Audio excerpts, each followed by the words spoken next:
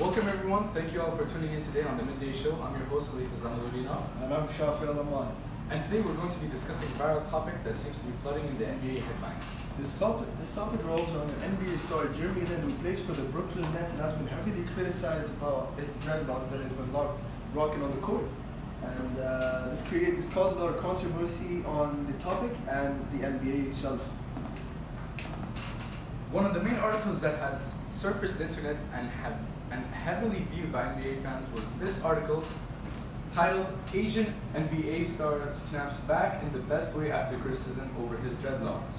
Well, it seems that Jeremy Lin defended himself not in just any way, in the best way. It's interesting how Mustafa Gatolari says it in just a way that, immediately perceives his perception about it. You already know what he's going to talk about. Isn't that insane? Having already read the article, there are various formal features and forms of bias that enable readers such as us to identify the purpose of this article and who the article is intended for. Yes, Khalifa. These features enhance the reader's understanding, perception, and the overall article, the intention that the author is significantly important to highlight when reading articles nowadays. What do you think about that? Would you like to see some text type and some features of the article? Yes. Well, in this article, Gatolari is able to utilize overall features such as the text type, colloquial language, imagery, bias, and among others in order to fuel his purpose of writing this article and to have a complete and the most effective impact on his target audience. That's really interesting, Khalifa. Thank you so And much. you know what I want to say? That firstly, we can see that the article is located on an online platform called Distractify. We can also identify the author Gatolari aimed his article to an online audience. Since this is being printed, I wouldn't be able to click on the links. In addition, this is aimed to an audience that are interested in trending topics. Used the article is on the trending section of the Distractify articles. We can see on the top left it says home trending. Distractify, as we can see that anyone that goes in this section will find this article. Narrowing this down, Gatolari is specifically targeting people to follow the NBA. As you can see at the bottom of the masthead, Gatolari posted a picture of the NBA star Jeremy Lin. And would you say that's reasonable, Khalifa? I definitely agree with you, Shafi. I also want to mention that the masthead of the article itself also includes bias that contribute to Gatolari's intention of the article. Since the article itself includes bias, since it's the first thing the reader sees and reads when opening the article, as I stated earlier, the masthead states Asian NBA star snaps back in the best way after criticism over his dreadlocks. Looking at this sentence, Gatolari utilizes specific descriptive words, which can be interpreted as bias. Gatolari saying snaps back in the best way illustrates that Jeremy Lin, or the Asian NBA star in this case, retaliated to the people who criticized him in the best way. This automatically creates a first impression for the reader of what the article is going to be about and elicits curiosity within the reader, since they want to continue reading to find out how he snapped back in the best way. In addition, Gatolari also labels people's comments on Jeremy Lin's dreadlocks as criticism, which has a negative connotation and causes readers to have a negative perception of people's comments on the dreadlocks. These examples significantly justify Gatolari's purpose, as this descriptive language is used in a way that manipulates the reader into adopting Gatolari's mentality on the situation, meaning that his words do have a great influence on the reader's perception, which is what makes this headline biased. Don't you agree? I agree with you. Another thing I want to point out is that in the masthead is how it identifies the audience through using the phrase snaps back. Snaps back? I wouldn't think elderly people will understand what snaps back means. Exactly. In fact, the audience have to be familiar with this current colloquial language that millennials or our people our age use on a daily basis. We also cannot ignore the elephant in the room, the fact that Gatolari inserts a quote above the masthead that states, "Do I need to remind this boy that his last name is Lin?" Martin said with a sarcastic face and tone. In this, we can identify how Gatolari describes the quote as sarcastic, which obviously has a negative connotation to it, making the reader believe that the quote is indeed sarcastic. In addition, the fact that Gatolari intentionally inserted this above the masthead can be considered as biased, since readers will read this quote first and then be introduced with the masthead stating the fact that criticism was the issue, which was what prompted Jeremy then to retaliate to this criticism. This overall justifies how the structure of the article significantly contributes to Gattalari's purpose, since the readers read what is intentionally given to them and thus enables them to adopt Gattalari's mentality and sustain it throughout the rest of the article. Nice, Khalifa, you definitely know what you're talking about. I like your analysis about how biased statements contrive to the purpose of the author, and that you just understand what the author is trying to say. And as bias, don't you think it paints the author's view of this, like what he's trying to say, the perception? Yeah, of course it does. Have you also noticed in the first paragraph that Gattalari's intention can also be identified in the first paragraph, as Gattalari applauds Lynn as Kobe Bryant, another NBA star, compliments and verifies Lynn as the underdog. Gattalari identifies this compliment from Kobe Bryant as a life goal. This identifies the audience as it aims to whoever knows the NBA and the value of fame of Kobe Bryant. So for example, like Gattalari stated this example from Kobe Bryant, and he stated as a life goal. The audience will obviously, the author expects his audience to know what this means and the fame of Kobe Bryant. And this also attributes to the purpose, as Gattalari explicitly stated that is a life goal. To get complimented by Kobe, the readers can clearly identify what the article is going to be about, as they can already analyze Gattalari's perspective. Another example which shows the author's purpose is in the last paragraph. For example, on the page, for example, of the page where Gattalari intentionally states, Lynn is known for being the best, for being one of the most disproportionately abused players in the NBA. As you can see, it states over there. Yeah. As you can see there, the word abuse makes the readers feel sympathetic for Lynn, as the word abused alludes to a negative connotation, and it's a strong word that holds a lot of meaning. For example, if an individual hears the word abuse, they ordinarily just image a gruesome attack or something negative from what that. Of course, no one likes hearing the word abuse. Exactly. Exactly. Gattalari included this specific choice of words so they contrive a sense of sympathy and affinity towards the readers against Lynn being victimized.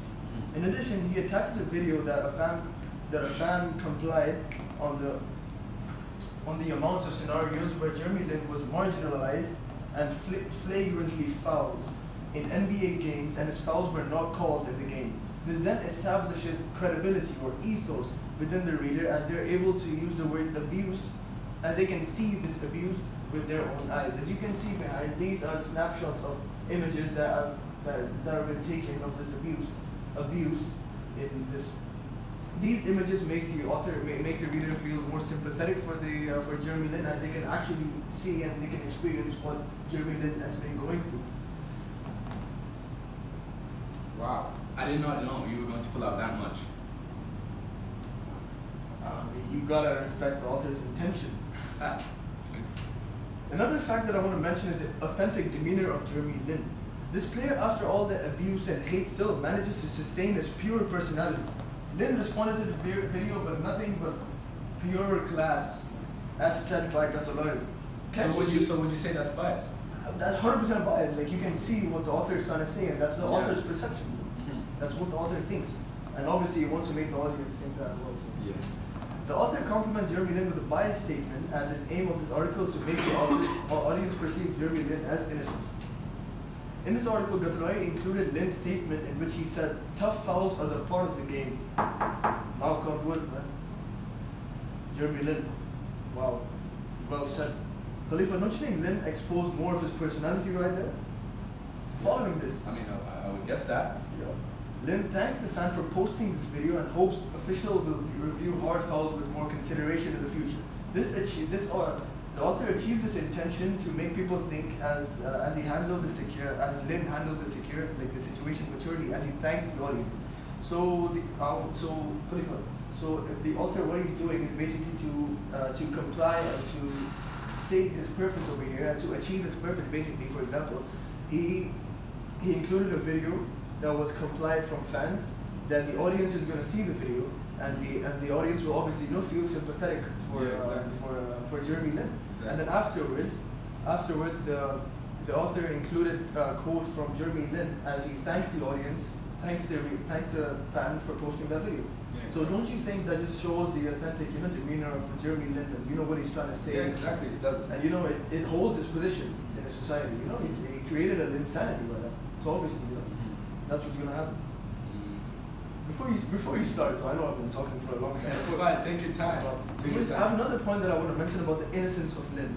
Again, the author is perfect. If you continue reading, you can see that the author included the fact that Lynn was being accused of cultural appropriation by NBS star Kenyon Martin.